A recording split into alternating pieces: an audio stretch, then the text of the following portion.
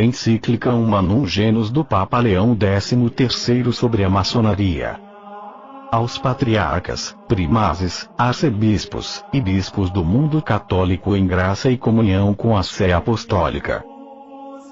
O gênero humano, após sua miserável queda de Deus, o Criador e doador dos dons celestes, pela inveja do demônio, separou-se em duas partes diferentes e opostas, das quais uma resolutamente luta pela verdade e virtude, e a outra por aquelas coisas que são contrárias à virtude e à verdade.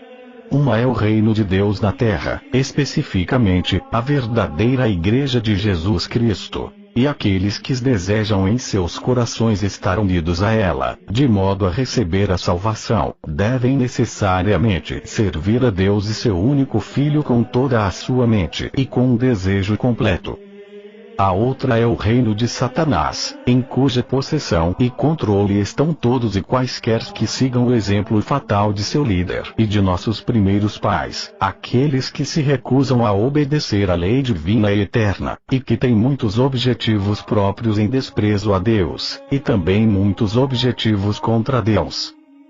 Este reino dividido Santo Agostinho penetrantemente discerniu e descreveu ao modo de duas cidades, contrárias em suas leis, porque lutando por objetivos contrários. E com sutil brevidade ele expressou a causa eficiente de cada uma nessas palavras.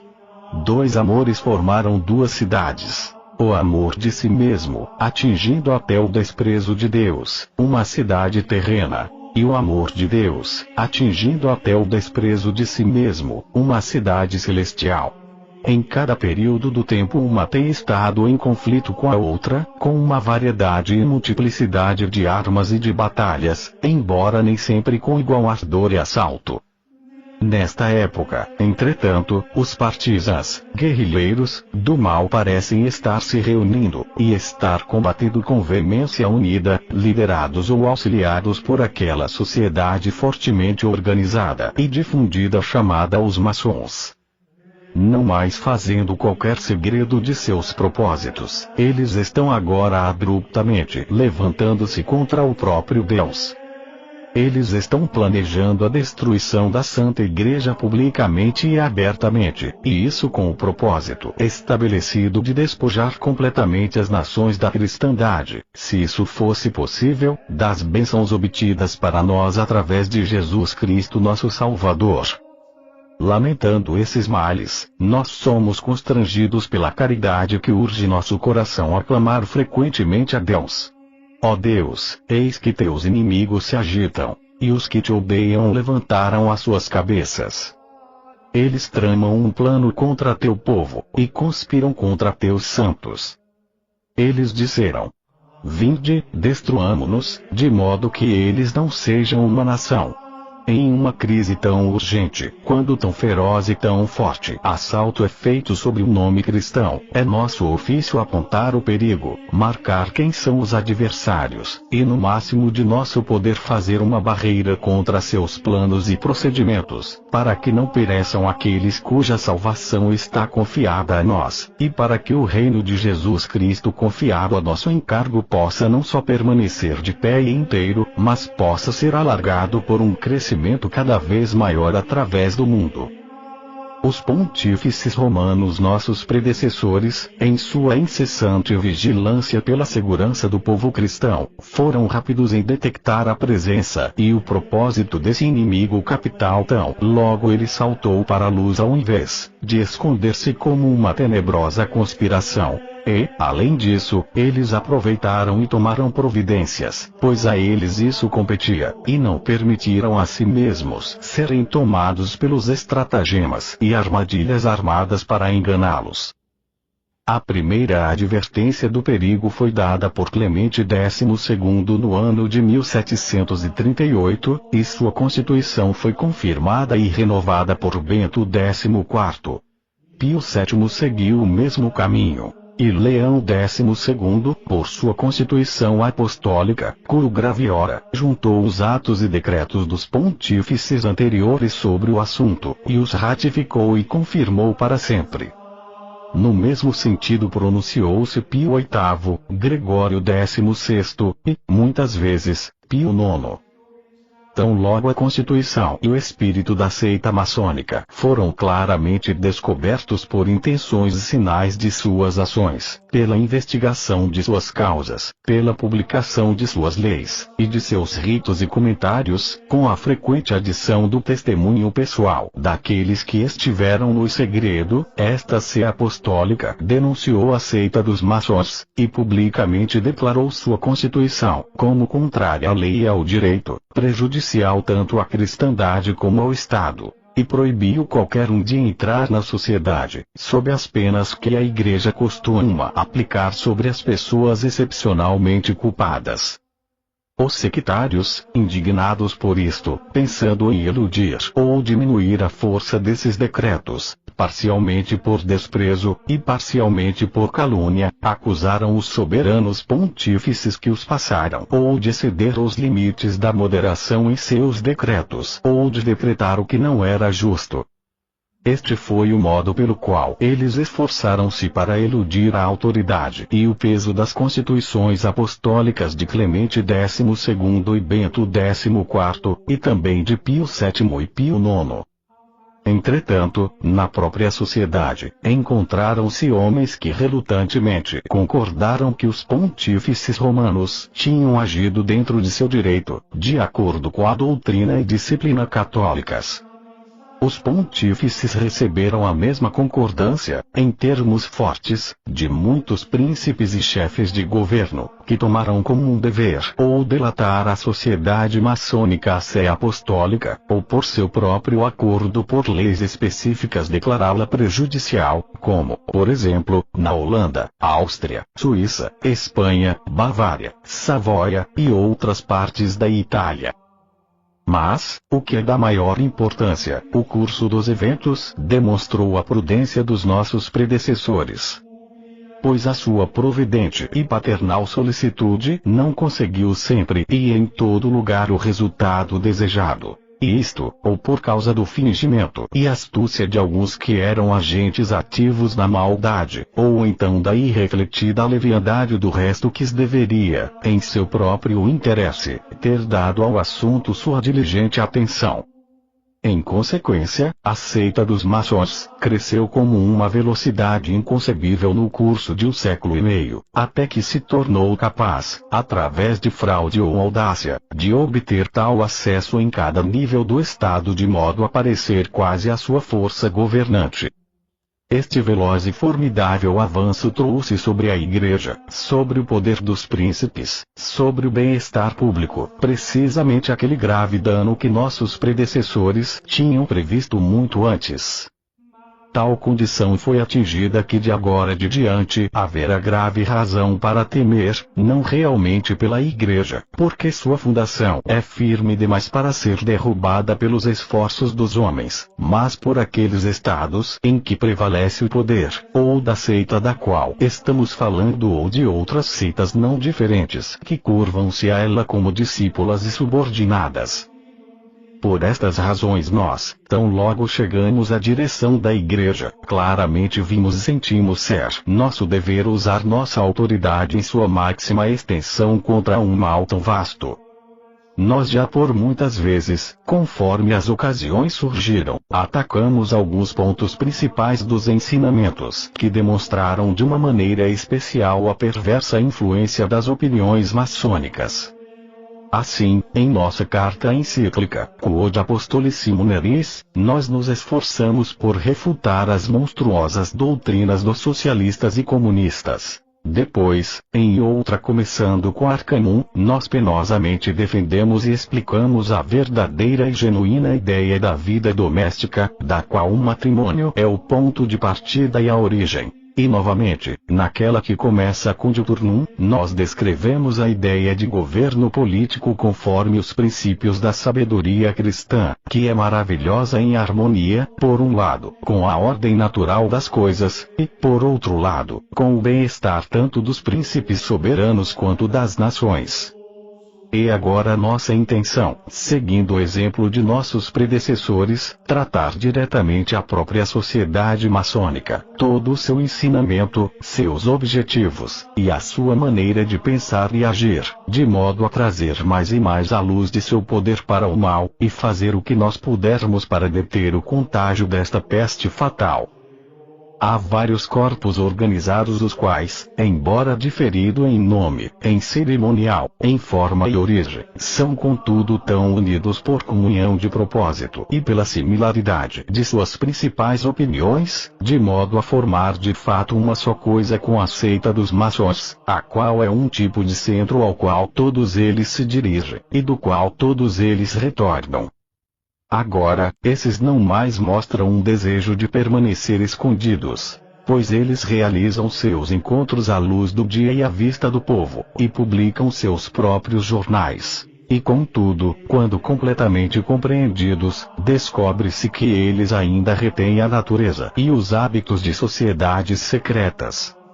Há muitas coisas como mistérios que é regra fixa esconder com extremo cuidado, não somente de estranhos, mas de muitos e muitos membros, também, tais como seus desígnios secretos e últimos, os nomes de seus maiores líderes, e certos segredos e encontros privados, assim como suas decisões, e os caminhos e meios de executá-las.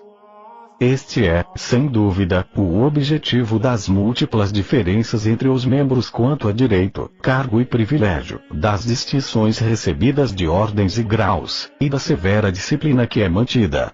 Os candidatos são geralmente ordenados a prometer, e mais, com um especial juramento, a jurar, que eles não irão nunca, a nenhuma pessoa, em qualquer tempo ou de qualquer modo, dar a conhecer os membros, as senhas, ou os assuntos discutidos. Assim, com uma aparência externa fraudulenta, e com o estilo de fingimento que é sempre o mesmo, os maçons, como os maniqueístas de antigamente, esforçam-se, tanto quanto possível, para encobrir a si mesmos, e para não admitir testemunhas exceto seus próprios membros. Como uma maneira conveniente de disfarce, eles assumem o caráter de homens de letras e acadêmicos associados com o objetivo de aprender. Eles falam de seu zelo por um maior refinamento cultural, e de seu amor pelos pobres. E eles declaram que seu único desejo é a melhoria da condição das massas, e o compartilhamento com o maior número possível de pessoas de todos os benefícios da vida civil. Mesmo que estes propósitos fossem visados verdadeiramente, eles não são de modo algum o todo de seu objetivo. Ainda mais, para ser alistado, é necessário que os candidatos prometam e assumam ser daí em diante estritamente obedientes aos seus líderes e mestres com a mais completa submissão e fidelidade, e estar de prontidão para cumprir suas ordens, a mais leve expressão de seu desejo. Ou, se desobedientes, submeter-se aos mais penosos castigos e à própria morte. De fato, se algum é julgado ter traído as obras da seita ou ter resistido a ordens dadas, a punição é infligida neles, não infrequentemente, e com tanta audácia e destreza que o assassino muito frequentemente escapa à detecção e punição de seu crime. Mas fingir e desejar permanecer escondido, atar homens como escravos com as mais fortes correntes, e sem dar qualquer razão suficiente, usar homens escravizados aos desejos de outro para qualquer ato arbitrário, armar as mãos direitas de homens para o massacre após assegurar a impunidade pelo crime. Tudo isso é um caráter do que vai além do normal, diante qual a natureza recua. Por este motivo, a razão e a própria verdade tornam claro que a sociedade da qual nós estamos falando está em contrário com a justiça e a retidão natural. E isto se torna ainda mais claro, uma vez que outros argumentos, também, e muito evidentes, provam que ela é essencialmente oposta à virtude natural. Pois, não importando quão grande possa ser a inteligência do homem em disfarçar e a sua experiência em mentir, é impossível evitar os efeitos de qualquer causa de mostrarem, de algum modo, a natureza intrínseca da causa da qual eles vêm. Uma boa árvore não pode produzir mau fruto, nem uma árvore ruim produzir bom fruto. Agora, a seita maçônica produz frutos que são perniciosos e do mais amargo sabor. Pois, daquilo que nós acima mostramos da maneira mais clara, aquele que é o seu propósito último, força a se tornar visível, especificamente, a completa derrubada de toda a ordem religiosa e política do mundo que o ensinamento cristão produziu, e a substituição por um novo estado de coisas de acordo com as suas ideias, das quais as fundações e leis devem ser obtidas do mero naturalismo. O que nós dissemos, e estamos para dizer, deve ser entendido com respeito à seita dos maçons, tomada genericamente, e tanto quanto ela compreende as associações aparentadas a ela e confederadas com ela, mas não dos seus membros individuais. Pode haver pessoas entre eles, e não poucos que, embora não livres da culpa de terem se entrelaçado em tais associações, ainda assim não são eles mesmos parceiros em seus atos criminosos nem conscientes do objetivo último que eles estão se esforçando por alcançar. Do mesmo modo, algumas das sociedades afiliadas, talvez, de modo algum aprovem as conclusões extremas que eles iriam, se consistentes, abraçar como consequências necessárias de seus princípios comuns, se a sua própria maldade não os enchesse de horror. Alguns deles, novamente, são levados pelas circunstâncias dos tempos e lugares ou a visar coisas menores do que os outros normalmente tentam ou do que eles mesmos desejariam tentar. Eles não devem, entretanto, por esta razão, ser considerados como estranhos à Federação Maçônica. Porque a Federação Maçônica deve ser julgada não tanto pelas coisas que ela tem feito, ou concluído, quanto pela soma de suas opiniões pronunciadas. Agora, a doutrina fundamental dos naturalistas, que eles tornam suficientemente conhecida em seu próprio nome, é que a natureza humana e a razão humana deveria em todas as coisas ser senhora e guia. Eles ligam muito pouco para os deveres para com Deus, ou os pervertem por opiniões errôneas e vagas. Pois eles negam que qualquer coisa tenha sido ensinada por Deus. Eles não permitem qualquer dogma de religião ou verdade que não possa ser entendida pela inteligência humana, nem qualquer mestre que deva ser acreditado por causa de sua autoridade. E desde que é o dever especial e exclusivo da Igreja Católica estabelecer completamente em palavras as verdades divinamente recebidas, ensinar, além de outros auxílios divinos a salvação, a autoridade de seu ofício, e defender a mesma com perfeita pureza, é contra a Igreja que o ódio e o ataque dos inimigos é principalmente dirigido. Nos assuntos a respeito de religião que se veja como a seita dos maçons, age, especialmente onde ela é mais livre para agir sem barreiras, e então que qualquer julgue se realmente ela não deseja executar a política dos naturalistas. Por um longo e perseverante trabalho, eles esforçam-se para alcançar este resultado, especificamente, que o ofício de ensinar e a autoridade da Igreja tornem-se sem valor no Estado civil. E por esta mesma razão eles declaram ao povo e argumentam que a Igreja e o Estado devem ser completamente desunidos. Por este meio eles rejeitam das leis e da nação a saudável influência da religião católica. E eles consequentemente imaginam que os estados devem ser constituídos sem qualquer consideração pelas leis e preceitos da Igreja. Nem eles pensam ser suficiente desconsiderar a Igreja, a melhor das guias, mas eles também a ferem por sua hostilidade. Realmente, para eles está dentro da lei atacar com impunidade as próprias fundações da religião católica, em palavra, em escritos e em ensinamentos. E até os direitos da Igreja não são poupados, e os ofícios com os quais ela é divinamente investida não estão seguros. A mínima liberdade possível para administrar os assuntos é deixada à Igreja, e isto é feito por leis aparentemente não muito hostis, mas na realidade armadas e ajustadas para dificultar a liberdade de ação. Ainda mais, nós vemos leis excepcionais e opressivas impostas sobre o clero, a fim de que eles possam ser continuamente diminuídos em número e meios necessários. Nós também vemos os remanescentes das possessões da Igreja restringidos pelas mais estritas condições, assujeitados ao poder e ao desejo arbitrário dos administradores do Estado, e as ordens religiosas reviradas e espalhadas. Mas contra a Sé Apostólica e o Pontífice Romano a contenda destes inimigos tem sido por um longo tempo dirigida.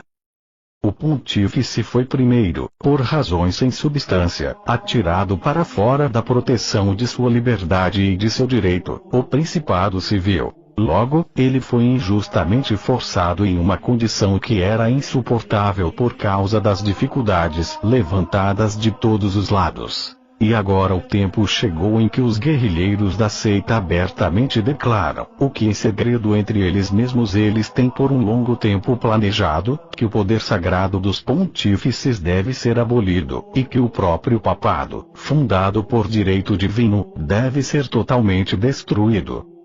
Se outras provas fossem desejadas, este fato seria suficientemente revelado pelo testemunho de homens informados, dos quais alguns em outros tempos, e outros recentemente, declararam ser verdadeiro a respeito dos maçons, que eles desejam especialmente atacar violentamente a Igreja com irreconciliável hostilidade, e que eles nunca descansarão até que eles tenham destruído o que quer que os supremos pontífices tenham estabelecido como religião.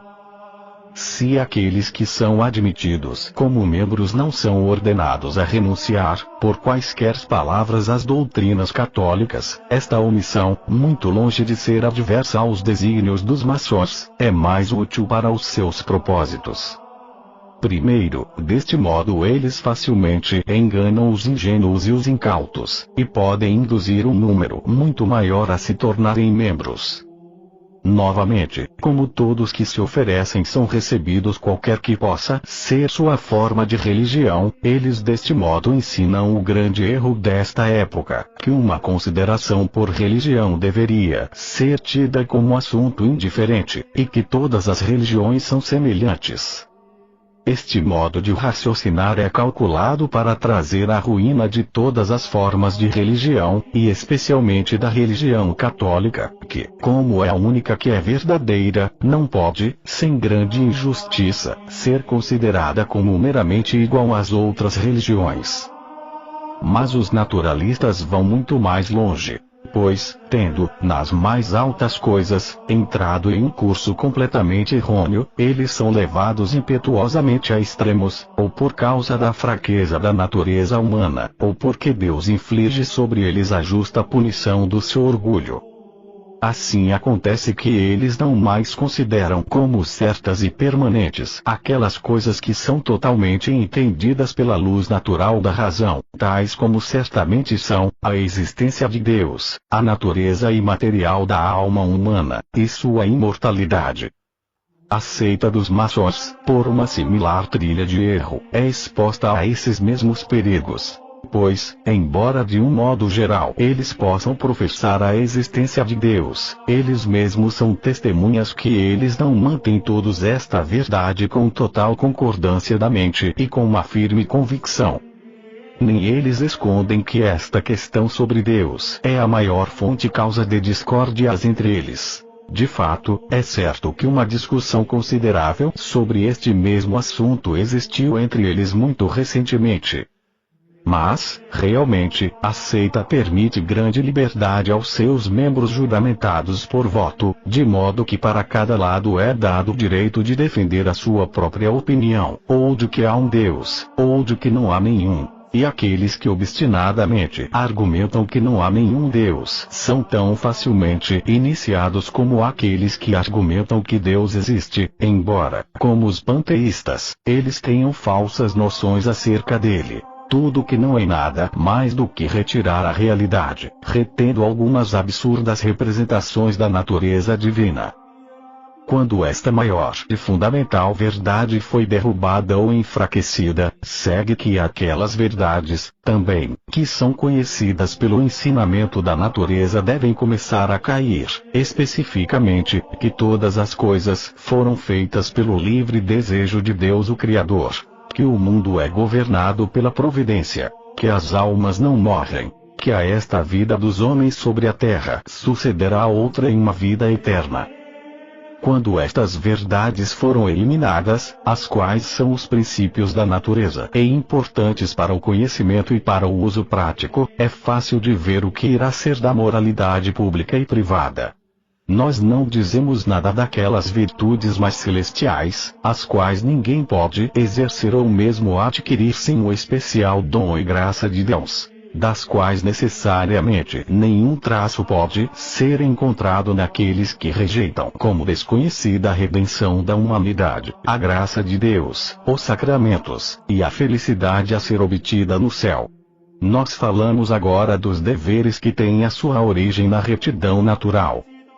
Que Deus é o Criador do mundo e seu providente governador, que a lei eterna exige que a ordem natural seja mantida, e proíbe que ela seja perturbada, que o fim último do homem é um destino muito acima das coisas humanas e além desta parada sobre a terra. Estas são as fontes e estes são os princípios de toda a justiça e moralidade.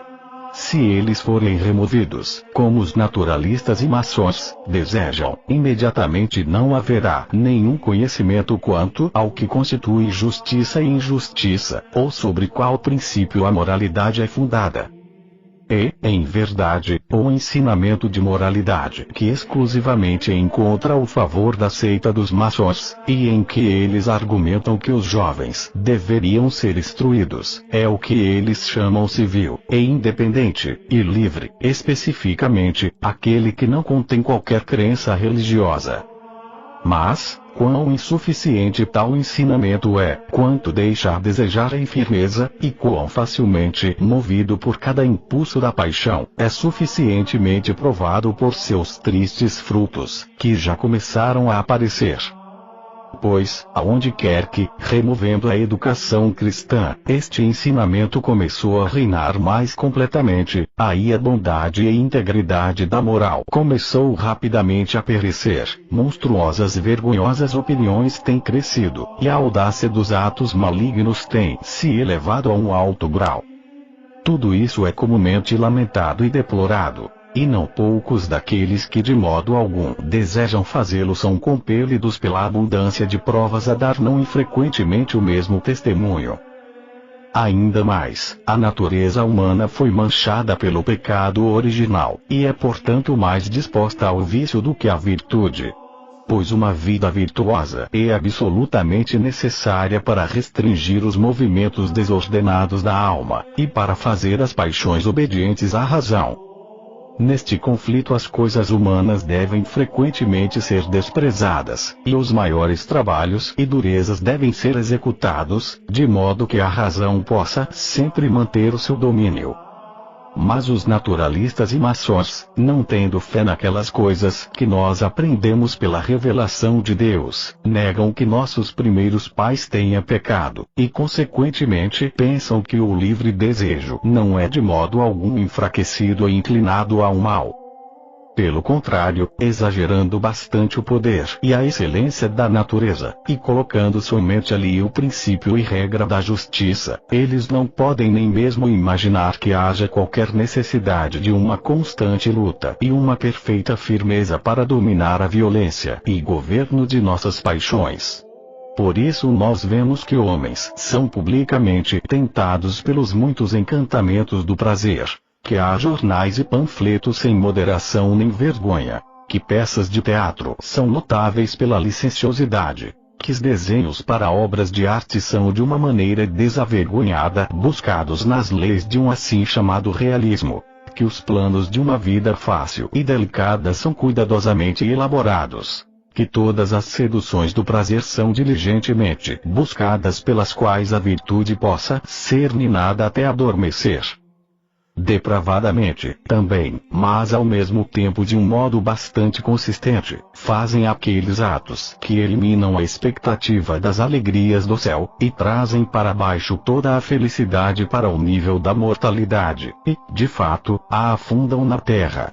Do que nós dissemos o seguinte fato, estarrecedor não tanto por si mesmo quanto em sua aberta expressão, pode servir como confirmação.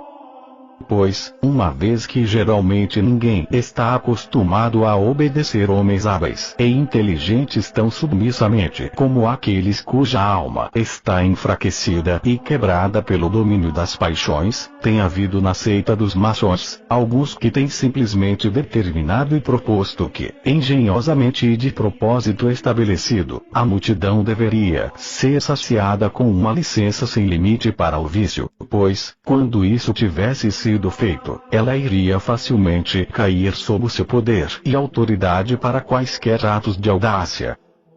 Quanto ao que se refere à vida doméstica nos ensinamentos dos naturalistas, é quase tudo contido nas seguintes declarações: que o casamento pertence ao gênero dos contratos humanos, que pode ser legalmente revogado pelo desejo daqueles que o fizeram, que os governadores civis do Estado têm poder sobre o laço matrimonial, que na educação dos jovens nada deve ser ensinado em matéria de religião como opinião certa e fixada, e cada um deve ser deixado livre para seguir, quando chegar à idade, qualquer que ele preferir. Os maçons concordam completamente com estas coisas. E não somente concordam, mas têm longamente esforçado-se para transformá-las em lei e instituição. Pois em muitos países, e aqueles nominalmente católicos, é estabelecido que nenhum casamento deve ser considerado legal a não ser aqueles contraídos pelo rito civil. Em outros lugares a lei permite o divórcio. E em outros todos os esforços são feitos para torná-lo legal tão logo quanto possível. Portanto, o tempo está rapidamente se aproximando em que os casamentos vão ser tornados em outro tipo de contrato, ou seja, em uniões mutáveis incertas que um capricho pode unir, e que do mesmo modo, quando se modificar, pode desunir. Com a maior unanimidade a seita dos maçons também esforça-se para tomar a si mesma a educação da juventude. Eles pensam que eles podem facilmente moldar as suas opiniões àquela idade macia e maleável, e torcê-la no que quer que eles desejem, e que nada pode ser mais adequado do que isto para permitir a eles levar a juventude do Estado a seguir seu próprio plano. Portanto, na educação e instrução de crianças, eles não permitem qualquer participação, quer no ensinamento ou na disciplina, aos ministros da igreja. E em muitos lugares eles têm procurado obter que a educação dos jovens esteja exclusivamente nas mãos de leigos, e que nada que trate dos mais importantes e mais sagrados deveres dos homens para com Deus deva ser introduzido na instrução sobre moral. E ainda as suas doutrinas sobre política, em que os naturalistas decretam que todos os homens têm o mesmo direito, e são em todos os aspectos da mesma e igual condição, que cada um é naturalmente livre, que nenhum tem o direito de comandar a outra pessoa, que é um ato de violência requerer que homens obedeçam qualquer autoridade outra que aquela que é obtida deles mesmos. De acordo com isto, portanto, todas as coisas pertencem ao povo livre. O poder é exercido pela ordem ou permissão do povo, de modo que, quando o desejo do povo muda, os governantes podem ser legalmente depostos, e a fonte de todos os direitos e deveres civis está ou na multidão ou na autoridade governante, quando esta é constituída de acordo com as últimas doutrinas. É sustentado também que o Estado deve ser sem Deus, que nas várias formas de religião não há razão pela qual uma devesse ter precedência sobre outra, e que todas elas devem ocupar o mesmo lugar. Que estas doutrinas são igualmente aceitáveis aos maçons, e que eles desejariam constituir estados de acordo com este exemplo e modelo, é excessivamente bem conhecido para requerer prova. Por algum tempo eles têm abertamente esforçado-se para tornar isto realidade com toda a sua força e recursos. E deste modo eles preparam o caminho para não poucos homens audaciosos que estão se apressando a fazer até as piores coisas, em seu esforço para obter igualdade e comunhão de todos os bens pela destruição de todas as distinções de título e propriedade. O que, portanto, a seita dos maçons, e que trilha ela persegue, aparece suficientemente do sumário que nós resumidamente demos. Seus dogmas principais estão tão grandemente e manifestamente apartados da razão que nada pode ser mais perverso. Desejar destruir a religião e a igreja que o próprio Deus estabeleceu, e cuja perpetuidade ele assegura por sua proteção, e trazer após um lapso de 18 séculos as maneiras e costumes dos pagãos, é notável insensatez e audaciosa impiedade. Nem é menos horrível nem mais tolerável que eles repudiem os benefícios que Jesus Cristo tão misericordiosamente obteve, não somente para os indivíduos, mas também para as famílias e a sociedade civil, benefícios os quais, mesmo de acordo com o julgamento e testemunho de inimigos da cristandade, são muito grandes. Nesta empreitada insana e pervertida, nós quase podemos ver o ódio implacável e o espírito de vingança com o qual o próprio Satanás está inflamado contra Jesus Cristo. Do mesmo modo estudado o esforço dos maçons, para destruir as principais fundações da justiça e honestidade, e para cooperar com aqueles que os desejarem, como se fossem meros animais, fazer o que eles quiserem, tende somente para a ignominiosa e desgraçada ruína do gênero humano. O mal, também, é agravado pelos perigos que ameaçam a sociedade doméstica e civil. Como nós demonstramos, no matrimônio, de acordo com a crença de quase todas as nações, há algo sagrado e religioso, e a lei de Deus determinou que os matrimônios não devam ser dissolvidos. Se eles forem desprovidos do seu caráter sagrado, e feitos dissolúveis, problemas e confusão na família serão o resultado, a esposa sendo despojada de sua dignidade e as crianças deixadas sem proteção quanto aos seus interesses e bem-estar. Não ter nos assuntos públicos qualquer cuidado pela religião, e nos arranjos e administração dos assuntos civis não ter maior consideração para com Deus do que se ele não existisse, é uma imprudência desconhecida dos próprios pagãos. Pois em seus corações e almas a noção de uma divindade e a necessidade de uma religião pública estavam tão firmemente estabelecidas que eles teriam pensado ser mais fácil ter uma cidade sem fundamentos do que uma cidade sem Deus. A sociedade humana, para a qual nós verdadeiramente por natureza somos formados, foi constituída por Deus, o autor da natureza. E dele, como de seu princípio e fonte, fluem em toda a sua força e permanência os incontáveis benefícios com os quais a sociedade abunda. Como todos e cada um de nós somos admoestados pela própria voz da natureza para cultuar a Deus em piedade e santidade, como o doador da vida e de tudo que é bom nela, do mesmo modo e pela mesma razão, nações e estados estão obrigados a louvá-lo. E portanto é claro que aqueles que querem absolver a sociedade de todos os deveres religiosos agem não só injustamente, mas também com ignorância e insensatez.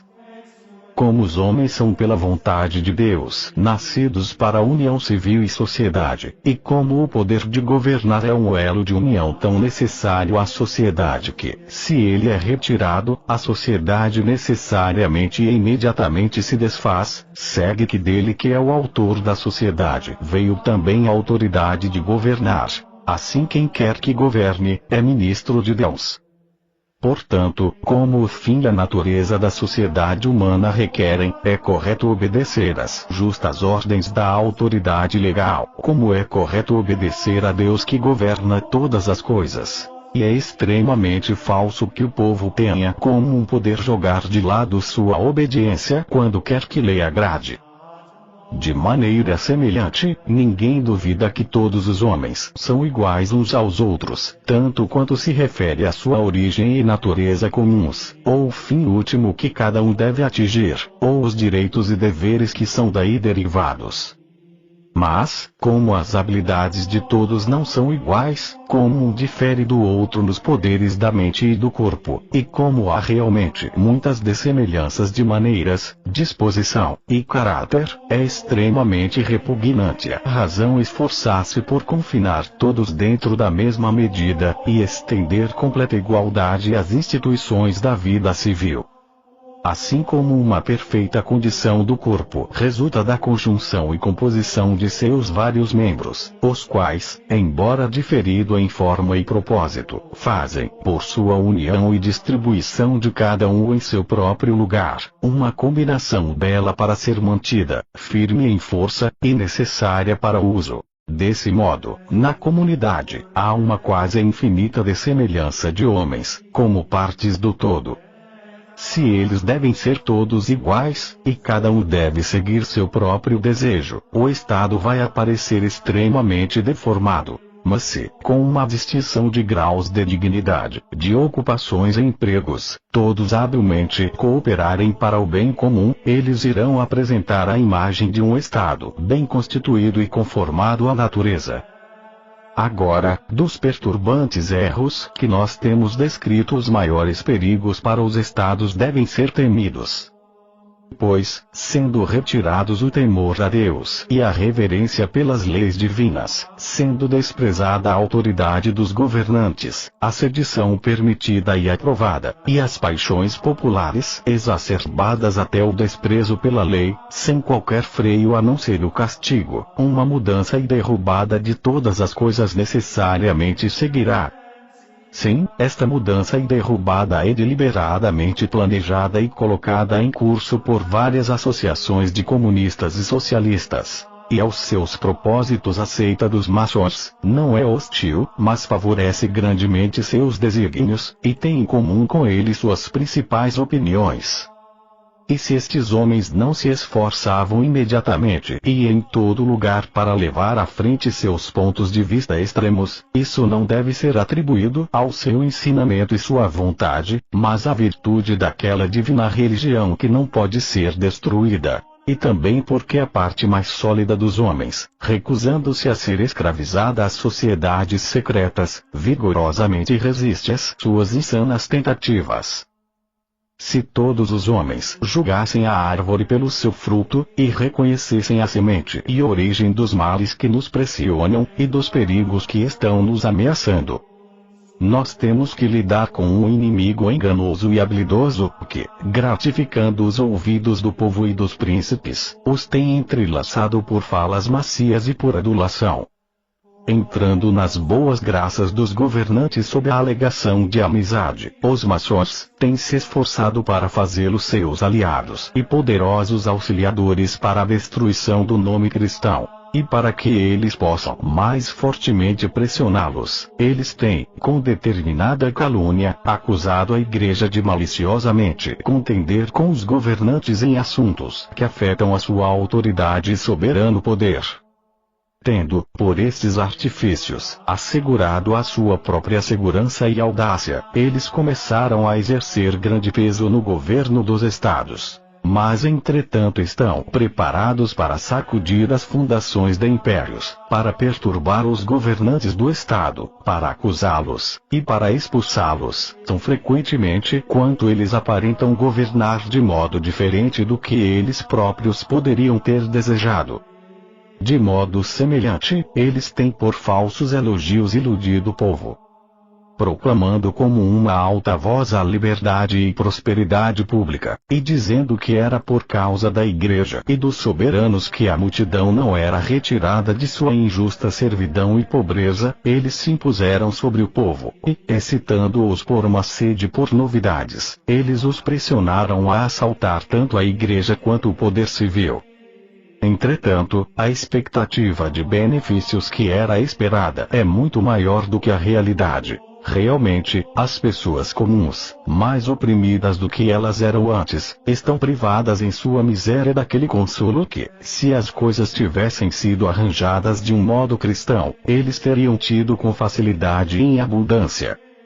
Mas, quem quer que lute contra a ordem que a divina providência constituiu paga usualmente a penalidade por seu orgulho, e encontra-se com a aflição e a miséria quando eles insensatamente esperavam encontrar todas as coisas prósperas e conforme os seus próprios desejos.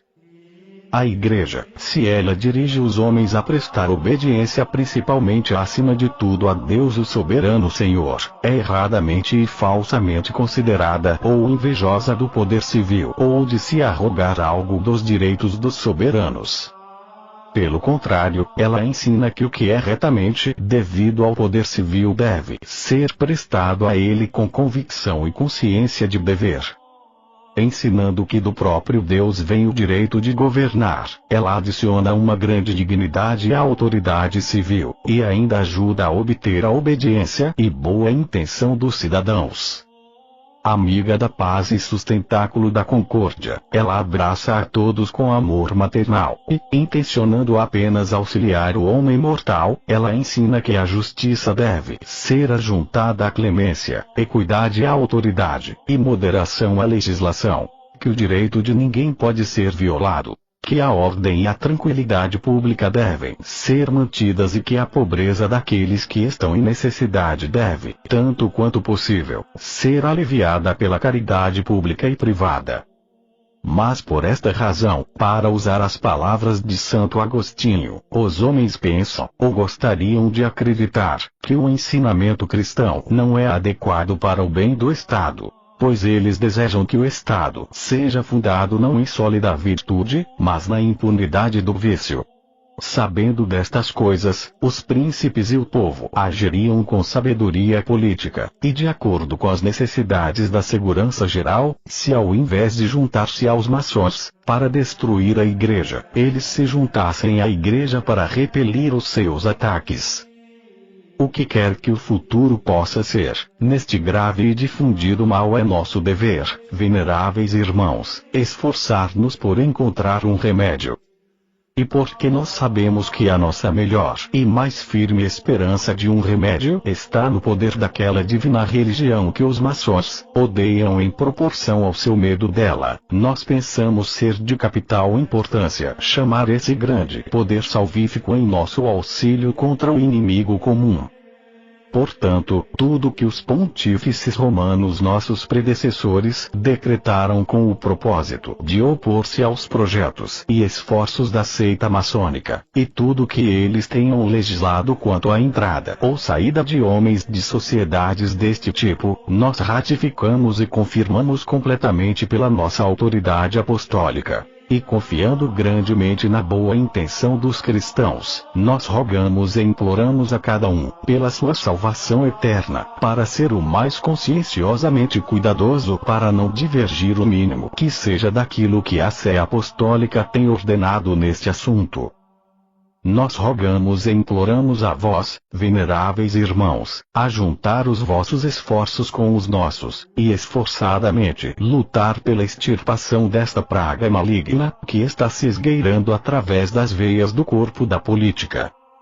Vos deveis defender a glória de Deus e a salvação do vosso próximo. E com o objetivo de vosso combate à vossa frente, nem coragem nem força irão faltar. Será por vossa prudência que julgareis por quais modos vos podeis melhor sobrepujar as dificuldades e obstáculos com os quais vos encontrardes. Mas, como pertence à autoridade de nosso ofício que nós mesmos apontemos algumas maneiras apropriadas de procedimento, nós desejamos que o vosso primeiro ato seja arrancar a máscara da maçonaria, e deixar que ela seja vista como realmente é. E por sermões e cartas pastorais instruir o povo quanto aos artifícios usados pelas sociedades deste tipo para seduzir os homens e persuadi-los a entrar em suas fileiras, e quanto à perversidade de suas ações e à maldade de seus atos. Como nossos predecessores por muitas vezes repetiram, que nenhum homem pense que ele possa por qualquer razão que seja ajuntar-se à seita maçônica, se ele dá valor ao seu nome católico e à sua salvação eterna como ele deveria valorizá-los. Que nenhum seja enganado por uma pretensão de honestidade. Pode parecer a alguns que os maçons não exigem nada que seja abertamente contrário à religião e à moral. Mas, como todo o princípio e objetivo da seita está naquilo que é vicioso e criminoso, ajuntar-se com estes homens ou em algum modo ajudá-los não pode ser legítimo. Além disso, por cujos ensinamentos e exortações, a multidão precisa ser levada a aprender diligentemente os preceitos da religião. Para este propósito nós encarecidamente recomendamos que por oportunos escritos e sermões lhe sejam ensinados os elementos daquelas sagradas verdades nas quais a filosofia cristã está contida.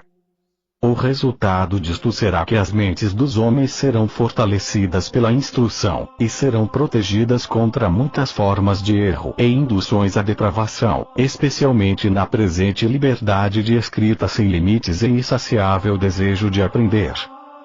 Grande, realmente, é a obra. Mas nela o clero irá compartilhar os vossos trabalhos, se através de vosso cuidado, eles estiverem à altura disto através do aprendizado e de uma vida bem orientada.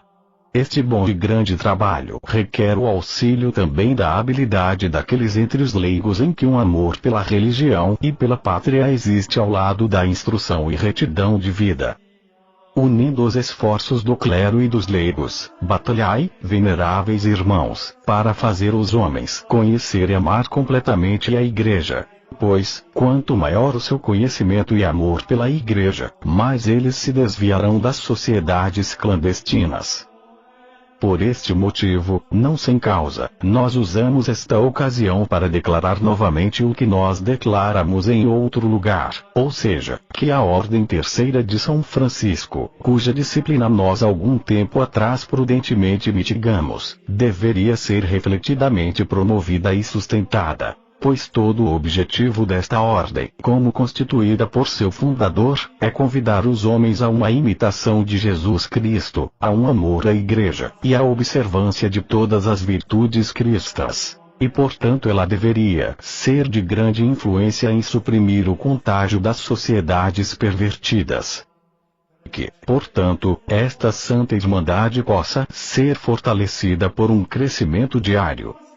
Entre os muitos benefícios a serem esperados, disso estará o grande benefício de voltar as mentes dos homens à liberdade, fraternidade e igualdade de direito. Não tais como os maçons absurdamente imaginam, mas tais como Jesus Cristo obteve para o gênero humano e aos quais São Francisco aspirou. A liberdade, nós queremos dizer, de filhos de Deus, através da qual nós podemos ser livres da escravidão a Satanás ou a nossas paixões, ambos os mais perversos mestres. A fraternidade cuja origem está em Deus, o Criador comum e Pai de todos. A igualdade a qual, fundada na justiça e caridade, não remove todas as distinções entre os homens, mas, das variedades da vida, dos deveres, e das ocupações, forma aquela união e aquela harmonia que naturalmente tende ao benefício e dignidade da sociedade.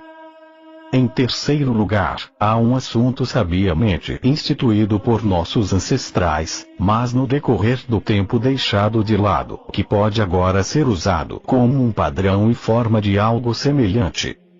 Nós queremos dizer às associações ou organizações de trabalhadores, para proteger, sob a direção da religião, os seus interesses temporais e a sua moralidade.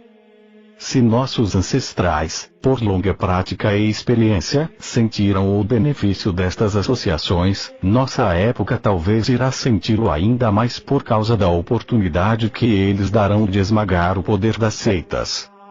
Aqueles que sustentam a si mesmos pelo trabalho de suas mãos, além de serem, pela sua própria condição, mais dignos acima de todos os outros de caridade e consolação, são também especialmente expostos às tentações de homens cujos caminhos estão na fraude e no engano.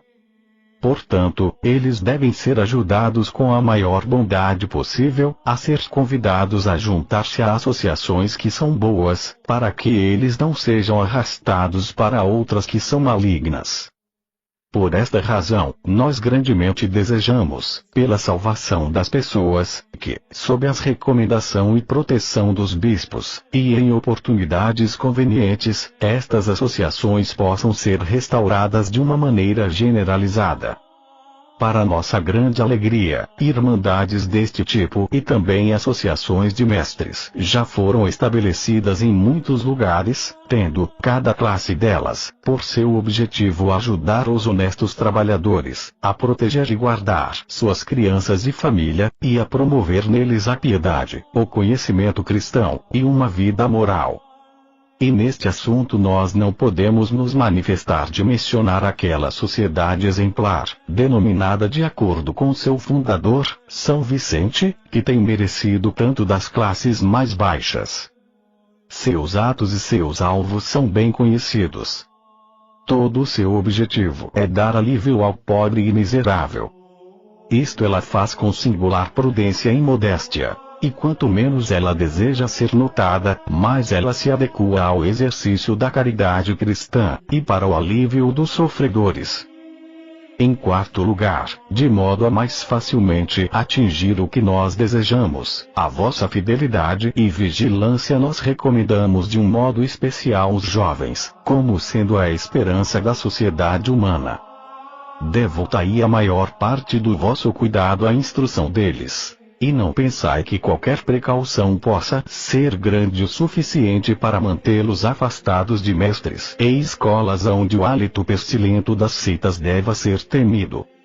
Sob a vossa direção, deixem os pais, instrutores religiosos, e padres tendo a cura de almas, usar cada oportunidade, em seu ensinamento cristão, para advertir suas crianças e pupilos da natureza infame destas sociedades, para que eles possam aprender em bom tempo a terem cuidado com os variados e fraudulentos artifícios pelos quais seus promotores costumam laçar as pessoas.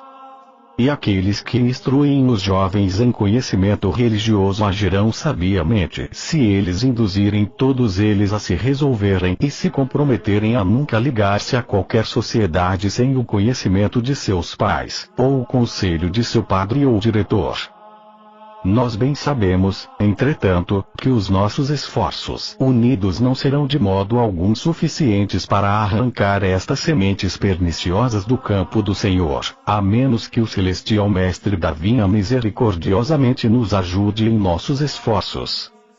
Nós precisamos, portanto, com grande e ansioso cuidado, implorar a Ele a ajuda que a grandeza do perigo e da necessidade requer.